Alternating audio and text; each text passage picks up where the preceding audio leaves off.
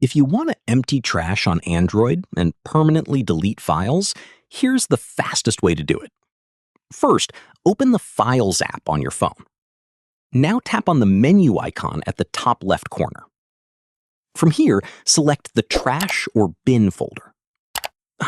This is where all your deleted files are stored for up to 30 days. If you want to permanently delete a single file, just select a file, then tap on Delete at the bottom. Confirm the action, and that file will be removed permanently. Now, if you want to clear all trash on Android, tap on the Select All option at the top.